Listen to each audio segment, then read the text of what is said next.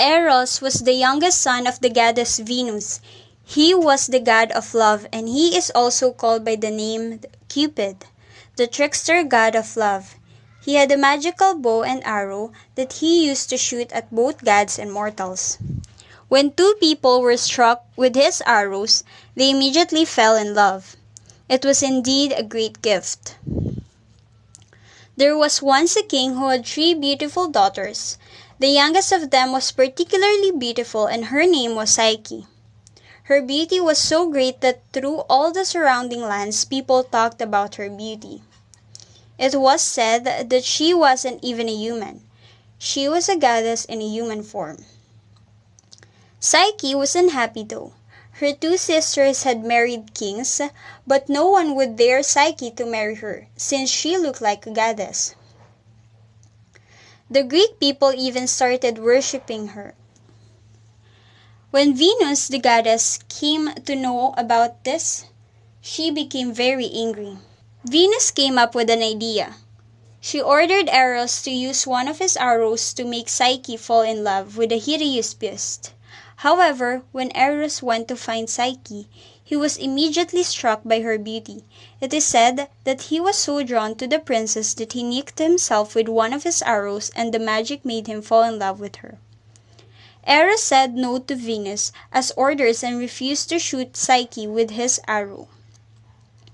One night he carried Psyche to his palace. Eros was a handsome man, but he thought that his looks would scare her, and he did not want that.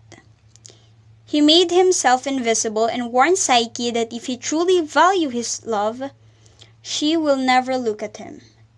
Psyche lived happily in the palace for many days. She was treated gently and with great care, and that she soon fell in love with his invisible host. One day, her sisters arrived to meet her. They were filled with envy at the sight of the palace, and the jewels Psyche had. Then Psyche told them what was going on. The evil minds of sisters started hatching a plan to separate Eros from their sister. They convinced Psyche that her husband was a monster and that if she didn't kill him right away, he would kill her. Psyche believed her sisters. That night, she took a lamp and a knife and snuck it into Eros' bedroom. As he was sleeping, she shined the light on his face, and she saw the most beautiful person. She was not frightened at all. As she leaned over, a drop of oil fell on the sleeping god. When he woke up and saw Psyche standing there holding a knife, he was distraught. He immediately spread his wings and flew out of the window. Psyche immediately resented her decision.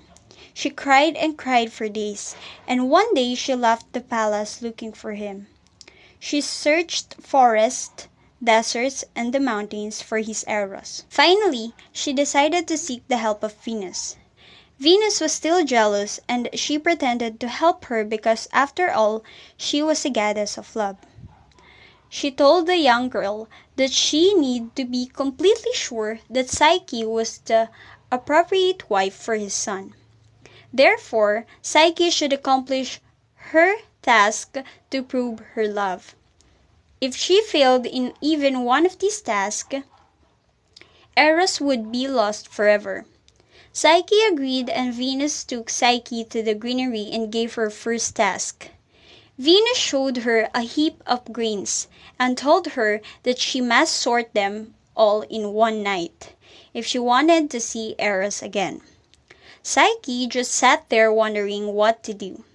It was such an impossible task for anyone. Eros, who is still hiding from her, saw and took pity on her. So he spoke to the leader of the tiny black ants, and soon they started separating the grains. When Venus arrived the next morning, she was surprised to see that Psyche had completed her task. "You did not finish this task by yourself," she said, and ordered Psyche to sleep on the ground without giving her any food. Venus returned to the next day with her next task, to gather armful of wool of the shining golden sheep. Psyche agreed and left the palace. What Psyche did not know was that this golden sheep belonged to the sun god, and it was a very vicious animal. Also, she had to cross a deep river. Psyche almost drowned herself while crossing the river. A divine reed saved her and carried her to the river bank. The reed also gave her an idea. It told Psyche to collect the wool caught in the bushes and briars instead of collecting them from the sheep. Psyche followed the instructions and returned with a sizable quantity to Venus. But the goddess was still not impressed, so she gave her the third task. Psyche was to fill a vessel with black water that originated from the mouth of the river Styx. When Psyche, the waterfall, she realized how dangerous was the task. The rocks were slippery and very steep. This time, an eagle helped her. It seized the bottle from her hand with its beak, filled it with some black water, and gave it back to Psyche. The last task, Venus gave a box to Psyche and asked her to take it to the underworld. She was to meet Persephone, the queen of the dead, and get a dose of her beauty in the box, and bring it back to her. Psyche was shocked.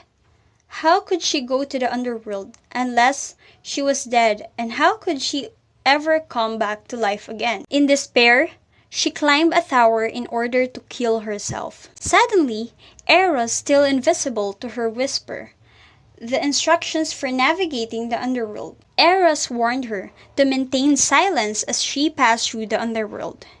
He told her to carry some cake for distracting Cerberus, the three-headed dog. Then he asked her to carry 2 gold coins for the ferryman so she can make a return trip, and finally, she was to never open the box. While returning, Psyche obeyed the instructions carefully, and everything went according to the plan. Persephone was happy to oblige her humble request as well. But in her way back, Psyche was overcome with curiosity and couldn't resist opening the box. As soon as she opened the box, she fell into a deep sleep.